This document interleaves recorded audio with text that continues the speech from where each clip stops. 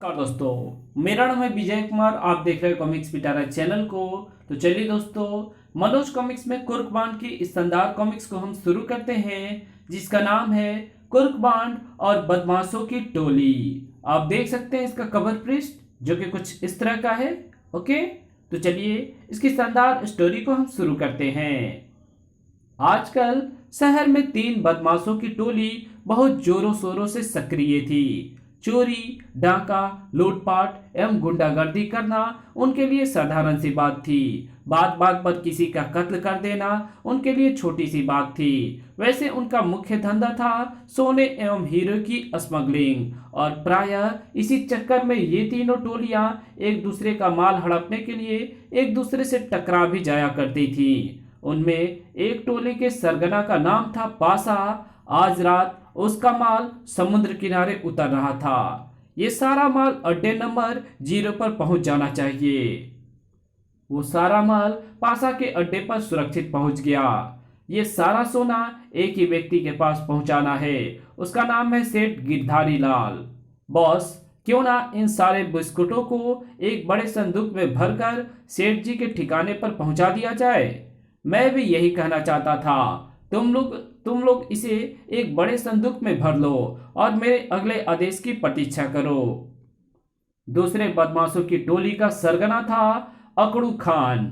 मुझे अपने आदमियों से खबर मिली है कि पासा का करोड़ों का सोना उसके अड्डे पर सुरक्षित पहुंच गया है, और अब वो उस सोने को एक संदूक में भरकर अपने ग्राहक सेठ गिरधारी लाल के पास पहुंचाने की तैयारी में है। और सेठ गिरधारी किस फिल्म का व्यक्ति है, ये तुम सब अच्छी तरह से जानते हो। यदि एक बार माल उसके कब्जे में पहुंच गया तो हम तो क्या, इस देश की पुलिस एवं स्वयं भगवान भी उससे वो सोना प्राप्त करने की कोशिश क्यों ना करे, वे सफल नहीं हो पाएंगे।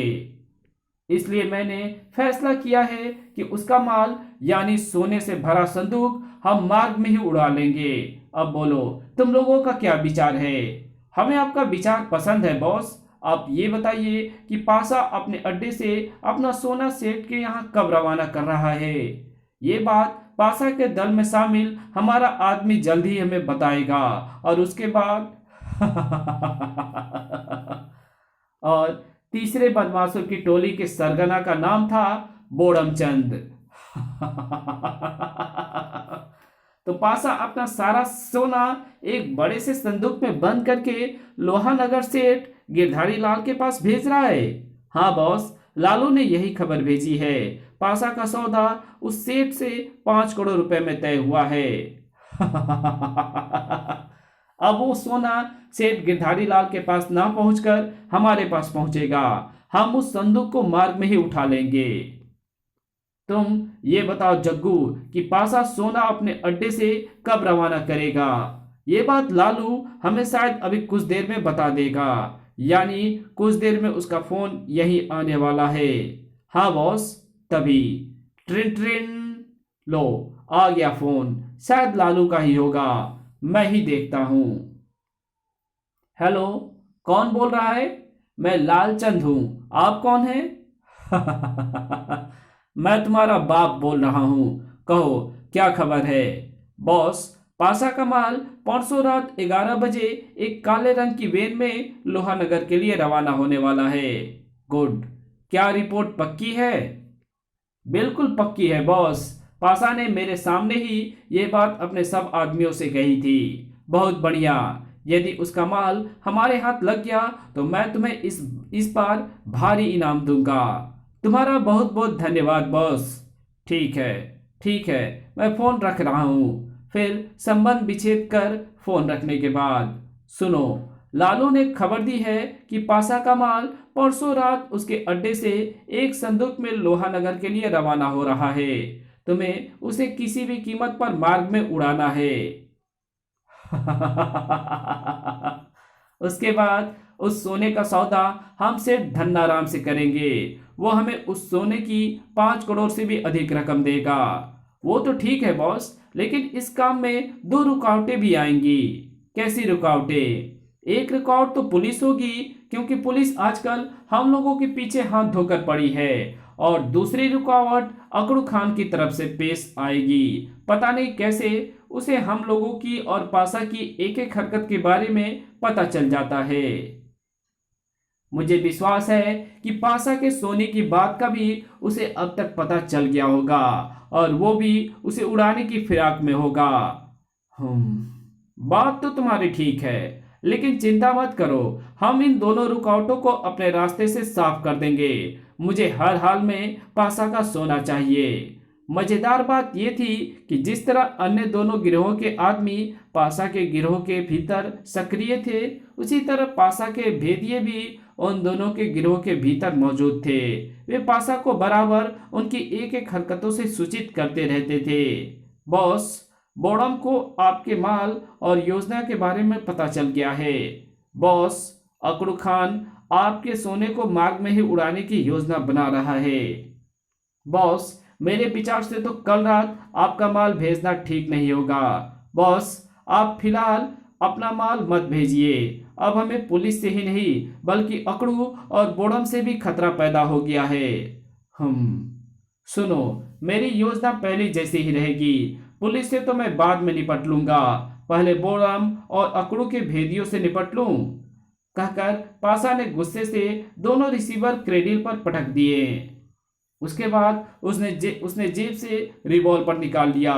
सच सच बताओ, तुम में से बोडम और अकड़ू का भेदिया कौन कौन है? मेरी खबरें उन तक कौन पहुंचाता है? याद रखो, यदि भेदियों ने अपना भेद स्वयं उगल दिया तो मैं उसे जिंदा छोड़ दूंगा, और यदि मैंने उसे पकड़ा तो बॉस, मुझे कुछ नहीं। धाय आ एक भेदिया तो मारा गया, अब दूसरा सच बोले। बॉस, मेरे विचार से यहां और कोई गद्दार नहीं है। धाय रिवॉल्वर के नाल से निकलते धुएं को फूंक मारकर दूर करने के पश्चात पासा ने उसे जेब में रख लिया। ये दोनों ही गद्दार थे। तुम सब जानते हो कि मुझे सफाई सुनने की जरा भी आदत नहीं, जबकि ये दोनों अपनी अपनी सफाई दे रहे थे। वैसे भी इन्हें हमारे दल में शामिल हुए ज्यादा महीने नहीं हुए हैं, इसलिए मेरा इन पर शक करना स्वाभाविक ही था। खैर, इन्हें इनकी वफादारी का इनाम मिल गया।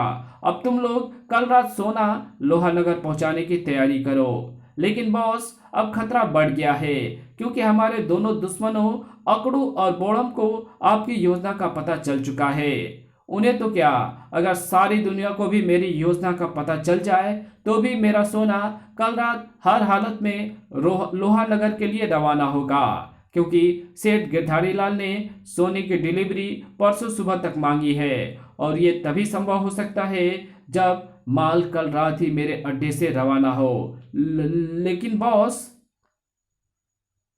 सुनो, तुम लोगों को घबराने की जरा भी जरूरत नहीं। मैं तुम लोगों के साथ ऐसा व्यक्ति करूंगा जो बहादुर होने के साथ साथ बुद्धिमान भी होगा, और सोने के साथ साथ तुम लोगों की भी हिफाजत करेगा। हैं? ऐसा व्यक्ति कौन है? पासा उन्हें उस व्यक्ति के बारे में बताने लगा। उधर पुलिस स्टेशन में, बान बेटे, मैं तो उन तीनों बदमाशों की टोलियों से तंग आ चुका हूँ। एक दिल करता है कि या तो आत्महत्या कर लूं या फिर इस पुलिस की नौकरी से त्याग पत्र दे दूं। फिर एक दिल करता है कि उन साले कमीनों को इतनी गोलियां मारूं कि उनकी सूरतें भी ना पहचानी जा सके। लेकिन मैं चाहकर भी कुछ नहीं कर पा रहा हूं, जबकि उन हरामजादों की हरकतें दिन ब दिन बढ़ती ही जा रही है। पूरे शहर वालों का जीना हराम कर रखा है उन्होंने। आए दिन लूटपाट एवं खून खराबा करना मामूली सी बात है उन तीनों गैंगों के लिए। इसके अलावा उनका मुख्य धंधा है स्मगलिंग का, जिससे हमारा सारा विभाग परेशान है। उच्च अधिकारियों से मुझे रोज डांट खानी पड़ती है, क्योंकि उन तीनों के अड्डे मेरे ही इलाके में पड़ते हैं और तीनों गैंग मेरे ही इलाके में सक्रिय हैं। समझ में नहीं आता कि मैं उनके विरुद्ध क्या करूं और क्या नहीं। अंकल, आप उन तीनों गिरोह के सरगनों को गिरफ्तार क्यों नहीं कर लेते? अरे भाई, एक बार नहीं, मैं कई बार गिरफ्तार कर चुका हूं उन तीनों बदमाशों को, लेकिन कमबख्त हर बार सबूत के अभाव के कारण न केवल अदालत से साफ बरी हो जाते हैं, बल्कि मुझे अदालत की लताड़ भी सुननी पड़ती है। इसलिए अब तो मुझे उन पर हाथ डालते हुए भी डर लगने लगा है। क्या आपने उनके किसी खास आदमी को तोड़ने की कोशिश की जो अदालत में उनका भांडा फोड़ सके? बहुत कोशिश की, लेकिन किसी भी दल के एक भी आदमी को आज तक तोड़ने में सफल नहीं हो सका। कमबख्त मरने के लिए तैयार हो जाते हैं, लेकिन जुबान खोलने या पुलिस की मदद करने के लिए तैयार नहीं होते। इसका मतलब यह हुआ कि उनका बॉस या तो उन्हें अच्छी खासी रकम देता है या फिर उन पर पुलिस से ज्यादा अपने बॉस का खौफ है। यही बात हो सकती है। अगर हम इन तीनों गैंगों के किसी भी आदमी को गिरफ्तार करते हैं तो उनके बॉस तुरंत तुरंत उनकी जमानत करवा लेते हैं, इसलिए उनका मुंह खुलवाने का कभी मौका ही नहीं मिलता। समझा? बांड बेटे, आज मैंने तुम्हें इसलिए यहाँ बुलाया है, प्लीज तुम मुझे किसी भी तरह उन तीनों बदमाशों से मुक्ति दिलाओ। बदले में तुम जो कहोगे मैं करने के लिए तैयार हूं। आपको अब कुछ भी करने की जरूरत नहीं है अंकल। अब जो कुछ करना है वो मैं करूंगा। आज से मैं उनके बीच ऐसा पटाखा छोड़ूंगा कि जिसके धमाके से आप और मेरे पिता ही नहीं, वे तीनों बदमाश भी कांप उठेंगे। क्या? अरे वो मैं कुछ गलत कह गया। मेरा मतलब है कि उस धमाके से आप लोग खुश हो जाएंगे और अपराधी यानी पासा, बोड़म और अकड़ू चुल्लू भर पानी में डूब मरेंगे। क्यों मोटू? बिल्कुल। हाँ, ये हुई ना बात। अब बताओ तुम क्या करोगे? क्या करूंगा ये मैं आपको ट्रांसमीटर पर बताता रहूंगा। फिलहाल आप मुझे उन तीनों बदमाशों का अता पता लिखवा दीजिए। मोटू, तुम नोटबुक निकालकर उन तीनों बदमाशों का पता ठिकाना लिख लो। ओके बांड भैया। मोटू ने अपनी नोटबुक में तीनों बदमाशों पासा, अकड़ू और बोड़म का पता ठिकाना लिख लिया। अच्छा अंकल, आपकी चाय का बहुत बहुत धन्यवाद। अब हमें आज्ञा दीजिए। और हाँ, आज से आप ट्रांसमीटर अपने पास रखिएगा। हम किसी भी समय आपसे कांटेक्ट कर सकते हैं। ठीक है। कुर्बान और मोटू इंस्पेक्टर पटाखा सिंह से विदा लेकर पुलिस स्टेशन से बाहर निकले और अपनी मोटरसाइकिल पर सवार होकर एक तरफ चल पड़े। बान भैया, अब तुम किधर चल रहे हो? फिलहाल तो अकड़ू खान के अड्डे पर चल रहे हैं। आज जरा दूर से ही उसे और उसके आदमियों को चेक करेंगे। परंतु ये तुम चप्पल चप्पल खा क्या रहे हो? केले खा रहा हूं बान भैया, बड़े जोरों की भूख लगी थी। केले? तुम्हारे पास केले कहाँ से आए? झोले में रखे हैं। क्या तुम भी एक केला खाओगे? बड़े मीठे हैं। अबे गधे, मैं गाड़ी चला रहा हूँ। यदि मैंने केला खाने की कोशिश की तो कुछ क्षण बाद अल्लाह मियाँ हम दोनों की मरहम पट्टी अपने दरबार में कर रहे होंगे। अरे मैं अपने हाथों से। तभी पकड़ो पकड़ो, चोर चोर! उफ, आज तो बुरी तरह फंस गया। बाण ने तुरंत मोटरसाइकिल में ब्रेक लगा दिए। ची! गड़प गड़प! क्या हुआ बाण भैया, ये अचानक तुमने गाड़ी क्यों रोक दी? देखो ना, एक केला साबुत का साबुत मेरे पेट में चला गया। अब एक केले के बच्चे, जल्दी से नीचे उतर। सामने से एक चोर आ रहा है, हमें उसे पकड़ना है। उफ, तुम तो जानबूझकर मुसीबत मोल ले लेते हो। दोनों मोटरसाइकिल से उतर पड़े। बाण भैया, तुम चोर को पकड़ो, मैं आराम से केले खाता हूँ। खा ले मोटू के बच्चे, पता नहीं फिर तुझे जीवन में कभी केला खाने को मिले या ना मिले। चोर चोर, पकड़ो पकड़ो! संयोग से मोटू केले खा खा कर छिलके उसी तरफ फेंक रहा था जिधर से चोर और भीड़ आ रही थी। 1-2 मिनट में ही पता नहीं वो कितने केले सटक गया था। चोर चोर! जैसे ही चोर बाण के निकट पहुंचा, ए चोर उस्ताद, जहां है वहीं रुक जा, वरना मेरा नाम महान जासूस कुर्कबांड है। एक ही झापड़ में तुझे अस्पताल पहुंचा दूंगा। अबे चीड़ी के छक्के, हट जा मेरे रास्ते से, वरना पेट चीर कर रख दूंगा। अबे क्या बक रहा है तू? मेरा पेट कोई तरबूज या खरबूजा है जो तू उसे चीर कर रख देगा? मैं कहता हूं। बाण अभी अपना वाक्य पूरा भी नहीं कर पाया था कि भागते हुए चोर का पैर मोटू के द्वारा फेंके गए छिलकों पर पड़ा और अरे धड़ाम! हाय, मर गया। अबे मैं ना कहता था कि मुझसे मत उलझ, लेकिन तू नहीं माना। हाय हाय! लगता है मेरी कमर की हड्डी टूट गई है। हाय, मर गया। अबे मोटू के बच्चे, मैंने कितनी बार तुझसे कहा था कि तू केले खाकर छिलके खुली सड़क पर मत फेंका कर। तभी चोर चोर, मारो सालों को। अरे बाप रे, इस समय तो ये सब उग्रवादी लग रहे हैं। जल्दी से अलग हट जाऊं, वरना ये इसके साथ साथ मेरे भी हाथ पैर तोड़ डालेंगे। बांड झट से मोटू के पास पहुंच गया और क्रुद्ध भीड़ उस चोर पर पिल पड़ी। मारो और मारो साले को, साले की हड्डी पसली तोड़ दो। धड़ाक पटाक। हाय हाय, सुरमा बन गया हड्डियों का। अरे कोई बचाओ। बस करो भाइयों, बस करो, वरना ये मर जाएगा। ये ठीक कहता है भाइयों, कानून को अपने हाथ में लेने से कोई फायदा नहीं। इसे पुलिस स्टेशन ले चलो और पुलिस के हवाले कर दो। लेकिन अब तो मैं उठ भी नहीं सकता श्रीमान जी। तो फिर ले चलो उठाकर साले को। हाँ हाँ, ले चलो। और भीड़ उस चोर को उठाकर पुलिस स्टेशन की ओर चल पड़ी। उफ, कम से कम मेरी जान तो बची। देखा बान भैया, केले के छिलकों का कमाल। यदि वो चोर गिरता नहीं तो तुम्हारा पेट जरूर तरबूजे की तरह फटा दिखाई देता। लो, इसी बात पर ये केला खाओ। मैं कहता हूं बंद करो अपनी बकवास और चलो यहां से।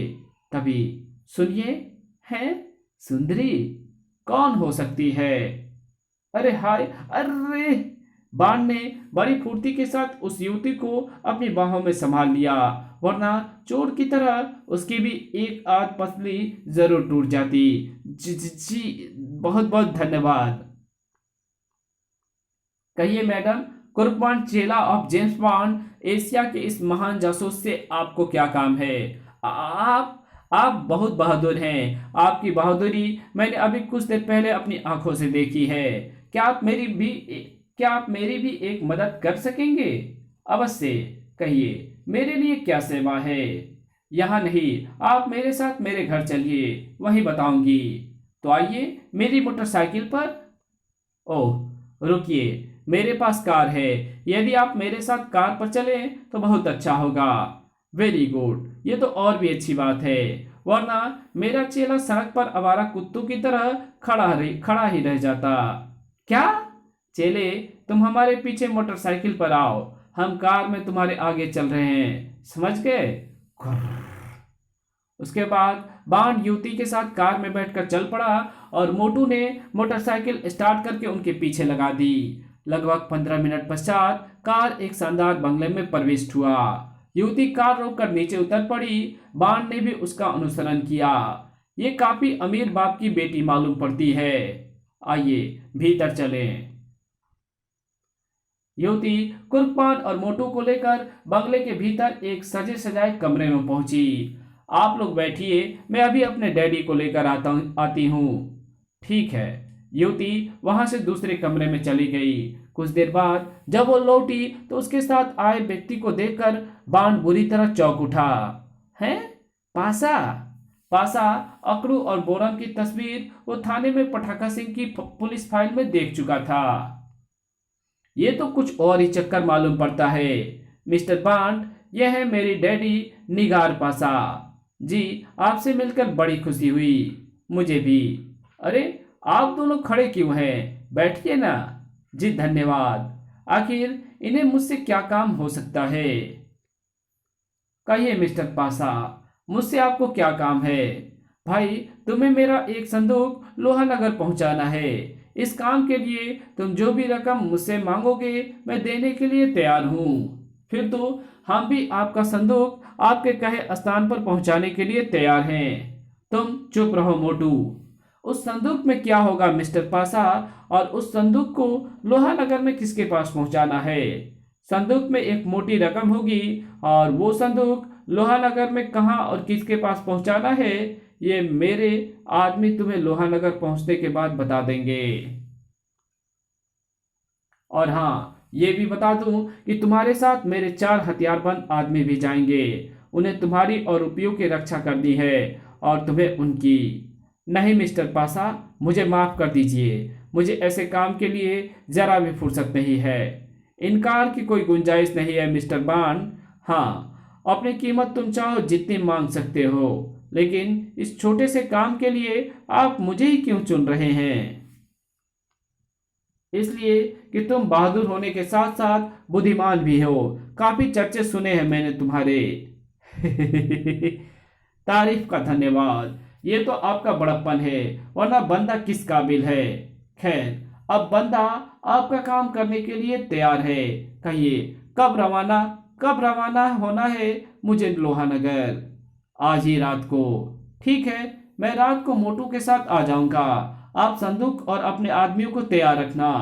नहीं मिस्टर कुर्कबान, अब आपको अपने घर जाने की इजाजत नहीं होगी। जो कुछ भी करना है यही करना है। आराम और खाना पीना सब कुछ यही करना है। ये कोई जबरदस्ती है?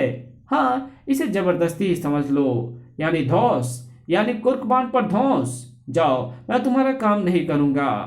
अब जब तुम यहाँ आ गए हो तो तुम्हें मेरा काम करना ही पड़ेगा, वरना। कहकर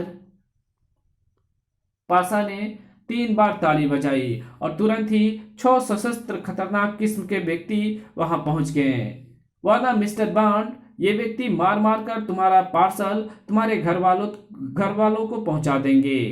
अरे बाप रे, आ गया साला अपनी असली औकात में। जरूर ये मेरे द्वारा अपनी स्मगलिंग का माल लोहानगर पहुंचाना चाहता है। मुझे फिलहाल इसकी बात मान लेनी चाहिए। यही मौका होगा इसे कानून के शिकंजे में फांसने का। क्या सोच रहे हो? बोलो, तुम्हें मेरी बात स्वीकार है या नहीं? वरना मैं इन लोगों को आदेश दूं। नहीं, इन्हें आदेश देने की कोई जरूरत नहीं। मुझे आपका कहा स्वीकार है। मांड ने जानबूझकर भयभीत होने का अभिनय किया था। गुड, लेकिन ध्यान रहे मिस्टर बांड, यदि तुमने मुझसे चालाकी करने की कोशिश की तो वक्त से पहले जान से हाथ धो बैठोगे। रोजी, अब इन्हें कमरा नंबर 10 में ले जाओ। वहीं मैंने इसके खाने पीने और आराम का इंतजाम किया है। जी। रोजी नाम की वो युवती कुर्कबान और मोटू को एक कमरे में ले गई और उन्हें खूब खिलाया पिलाया। खा पीकर बान और मोटू सो गए और उसी रात ये चारों पीछे रहेंगे, ताकि वक्त पड़ने पर पुलिस या मार्ग में आने वाले किसी भी खतरे से निपट सके। तुम और तुम्हारा असिस्टेंट आगे रहेंगे। गाड़ी तुम खुद ड्राइव करोगे। अब समझा? यानी तुम मुझसे कोई गैर कानूनी काम करवा रहे हो? घबरा क्यों रहे हो बच्चे? तुम कौन से कानून के रक्षक हो? एक प्राइवेट जासूस ही तो हो, जो पैसों के बदले कुछ भी कर सकता है। फिर पुलिस तो तुम्हारी वैसे ही कदरदान है। मुझे विश्वास है कि वो तुम्हारा रास्ता रोकने की कोशिश नहीं करेगी। अब जाओ, विश यू गुड लक। बेटा, कर लो अभी अपनी मनमानी। मौका आने पर मैं शायद दिलाऊंगा तुझे तेरी नानी। बांड ड्राइविंग सीट पर बैठ गया। मोटू उसके बगल में बैठा। पासा के चारों आदमी एक बड़े संदूक के साथ वैन के पिछले हिस्से में बैठ गए। उसके बाद बांड ने वैन को स्टार्ट कर सड़क की ओर मोड़ दिया। एक काम तो फतह हो गया रोजी। आओ, अब दूसरा काम भी आराम कर दें। Okay boss. जल्दी वैन उस बंगले से निकलकर आगे बढ़ी। हेलो हेलो बॉस, मैं रूपा बोल रहा हूँ। कहो रूपा, क्या खबर है? बॉस, पासा की वैन मंजिल की ओर रवाना हो गई है, लेकिन पासा ने अपने सोने की सुरक्षा के लिए इस शहर के मशहूर प्राइवेट जासूस कुर्कबान और उसके चेले की सर्विस हासिल की है और इस समय वैन कुर्कबान ही चला रहा है। ये बात हमारे लिए काफी खतरनाक है। खैर, तुम चिंता मत करो, हमारे आदमी उनसे भी निपट लेंगे। इसी के साथ बोड़म ने संपर्क विच्छेद कर दिया। इधर बांड की वैन ने 2-3 किलोमीटर का सफर ही तय किया होगा कि एक मेटाडोर गाड़ी उसके पीछे लग गई। हमारा पीछा किया जा रहा है। बांड भैया, कौन कर सकता है हमारा पीछा? क्या पासा के आदमी? हो सकता है, लेकिन मुझे इसकी संभावना कम ही लगती है। मुझे तो ये पासा के दुश्मनों की गाड़ी लगती है। बांड भैया, हम नाहक ही इन बदमाशों की टोलियों के चक्कर में फंस गए। अब पता नहीं जान बचेगी भी या नहीं। चिंता मत करो, मैंने जानबूझकर ये मुसीबत मोल ली है। आखिर हमने अंकल पटाखा सिंह की मदद जो करनी है। ओह, बोड़म के आदमी, मुझे बॉस को खबर करनी चाहिए। उस व्यक्ति ने तुरंत अपने बॉस अकड़ू खान से संपर्क स्थापित किया। बॉस, मैं कल्लन बोल रहा हूँ। पासा की सोने से लदी वेन अभी अभी चांद रोड से निकल कर गई है। उसे कुर्कमान ड्राइव कर रहा था, लेकिन बॉस, उस वेन के पीछे बोड़म उस्ताद के आदमियों की गाड़ी भी लगी हुई है।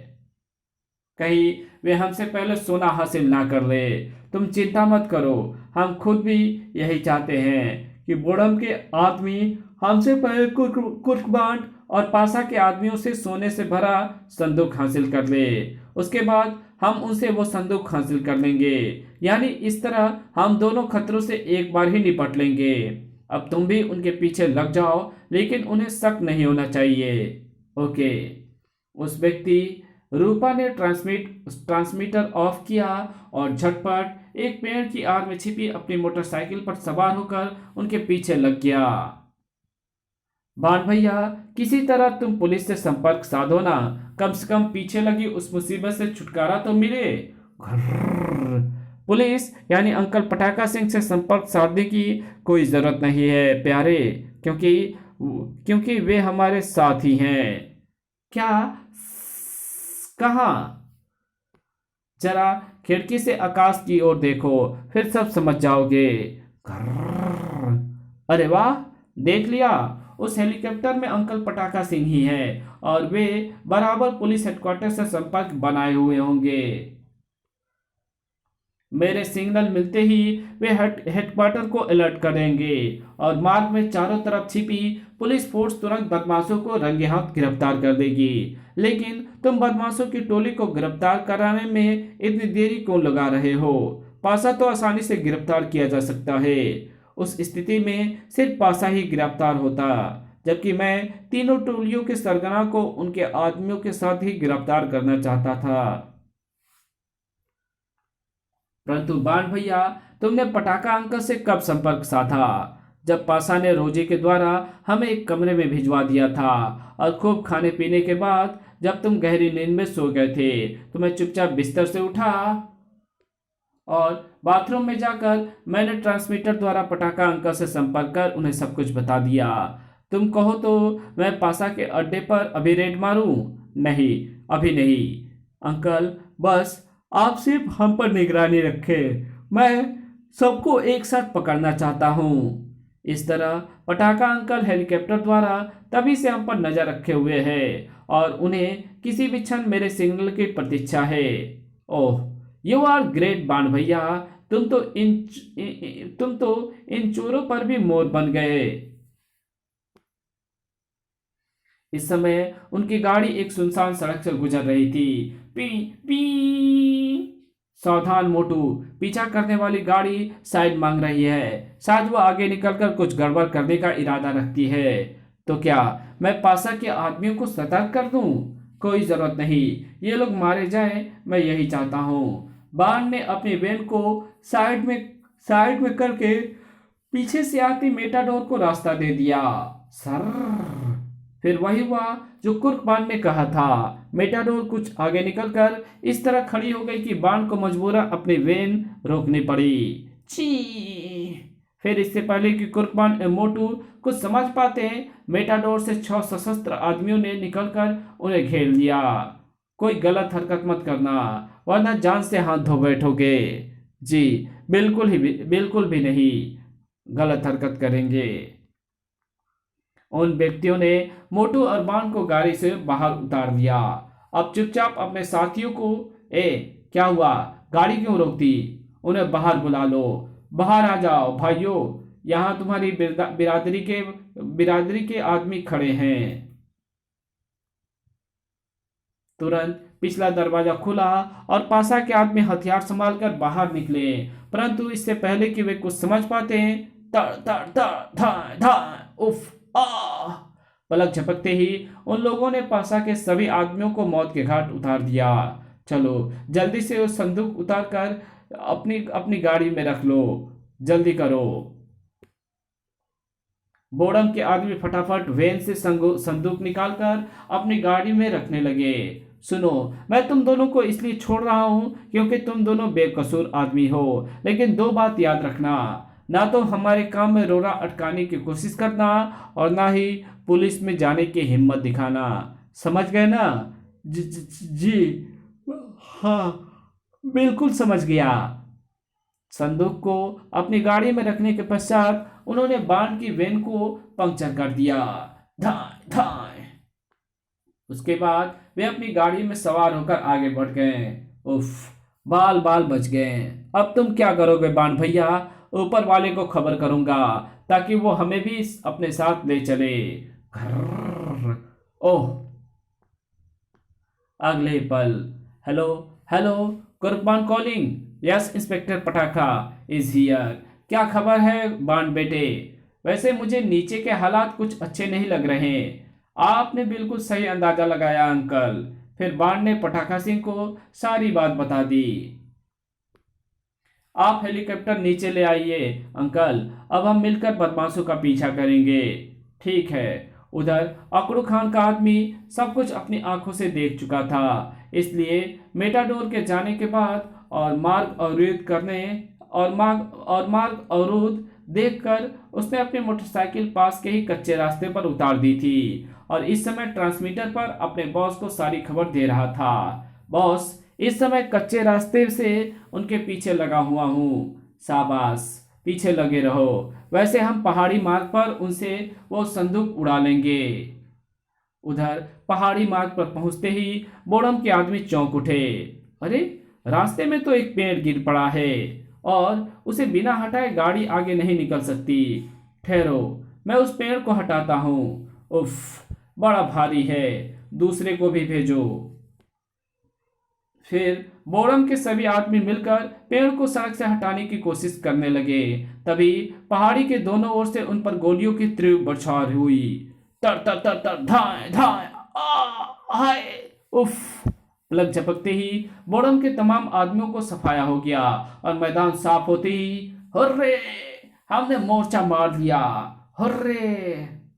ज्यादा प्रसन्न होने की जरूरत नहीं, जल्दी से मेटाडोर से संदूक निकालकर अपनी गाड़ी में रखो और यहां से निकल चलो। ठीक है। उन दोनों ने आनन फानन में मेटाडोर से संदूक निकाला और उसे आगे खड़ी अपनी गाड़ी में रखकर वहां से चल पड़ा। लीजिए अंकल, एक और पार्टी का खात्मा हो गया। उफ, आखिर कब खत्म होगा ये खून खराबा? आप इतना परेशान क्यों हैं अंकल? इन लोगों का आपस में लड़कर मर जाना ही अच्छा है, वरना आप किस किस को अदालत में घसीट कर सजा दिलाएंगे। अब मैं तुम्हारी बात का क्या उत्तर दूं? उत्तर देने की कोई जरूरत नहीं अंकल, बस अब आप अपनी फोर्स को अलर्ट करने का हुक्म दीजिए, क्योंकि हम अपनी मंजिल पर पहुंचकर आखिरी बाजी जीतने ही वाले हैं। नीचे मोटरसाइकिल पर सवार कल्लन अपने साथियों की सफलता पर बेहद खुश था। बॉस, हमारे साथी सफल हो गए। पासा का सोने से भरा संदूक इस समय उनके कब्जे में है। जानता हूं, मुझे सारी खबर मिल चुकी है। अब तुम्हारा काम भी खत्म हुआ, तुम भी उनके साथ अड्डे पर पहुंच जाओ। Okay boss. जबकि घटनास्थल पर बोरम के एक आदमी में कुछ दम बाकी था, उसने किसी तरह अपने जेब से ट्रांसमीटर निकाला और अपने बॉस बोरम से संपर्क स्थापित किया।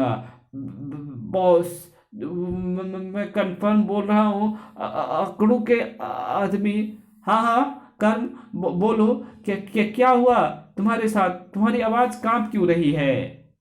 बॉस, अकड़ू खान के आदमी हमें मार के कर सोने का संदूक ले गए। इसी के साथ उसने दम तोड़ दिया। क्या? अकड़ू और उसके आदमियों की इतनी हिम्मत कि वो हमारे आदमियों पर हाथ उठाए? आज मैं उसकी ईंट से ईंट बजाकर रख दूंगा। तुम सब अपने हथियार और गोला बारूद संभाल लो और चलो मेरे साथ। और कुछ ही देर बाद बोड़म उस्ताद और उसके आदमी दो जीपों पर लदकर अकड़ू खान के अड्डे की ओर चल पड़े थे। उधर अकड़ू खान के अड्डे पर आज मैं बहुत खुश हूँ। जरा खोलो तो इस संदूक को। मैं अपनी आंखों से पासा के करोड़ों के सोने को देखना चाहता हूँ। अभी लो बॉस। लेकिन जैसे ही अकड़ू के आदमी संदूक की ओर बढ़े, धाय धाय धाम धड़ाम ई आ। ओह, ये क्या? ये चीखें और गोलियों की आवाज कैसी है? तभी एक व्यक्ति भागता हुआ आया। बॉस, बोड़म और उसके आदमियों ने हमारे अड्डे पर धावा बोल दिया है। ओह, तुम लोग फौरन अपने हथियार संभाल कर पोजीशन ले लो। याद रहे, किसी भी कीमत पर यह संदूक हमारे हाथ से नहीं जाना चाहिए। परंतु तभी धाए ई! अगले पल अकड़ू और उसके साथियों को दरवाजे पर बोड़म और उसके साथी खड़े नजर आए। तो तुम्हारी यहाँ आने की हिम्मत कैसी हुई? मुझे तुम्हारी मौत ने यहाँ बुलाया है। फायर! और इससे पहले कि अकड़ू और उसके आदमी संभल पाते, तड़ तड़ तड़, धाए धाए, उफ आ! अकड़ू समेत सारे बिन बुलाए मौत के मेहमान बन गए। तड़ तड़ तड़ ई! अब सारा सोना हमारा है। खोलो अब इस संदूक को। लेकिन जैसे बोड़म के एक आदमी ने उस संदूक को खोला, हैं? क्या? ओह, लाशें! अरे, इनमें से एक तो हमारा आदमी की लाशें हैं और दूसरी अकड़ू के साथी की है। इसका मतलब यह हुआ कि पासा ने हम सबको मूर्ख बनाया है। बिल्कुल। बोड़म के बिना दरवाजे की ओर देखते ही चीख उठा, मैं भी उस कुत्ते को जिंदा नहीं छोड़ूंगा। जबकि दरवाजे पर, ओ बॉस, पुलिस है। पुलिस? हाँ प्यारे बोरम उस्ताद, हम पुलिस ही हैं। बोरम, तुम्हें और तुम्हारे साथियों को लूटपाट, गुंडागर्दी, गैरकानूनी ढंग से अस्त्र शस्त्र एवं गोला बारूद रखने के आरोप में गिरफ्तार किया जाता है। ओह, सिपाहियों, गिरफ्तार कर लो इन सबको। और सिपाहियों ने उन सबको धर दबोचा। बाण बेटे, इन सबका तो अंत हुआ, लेकिन पासा और उसके सोने का क्या हुआ?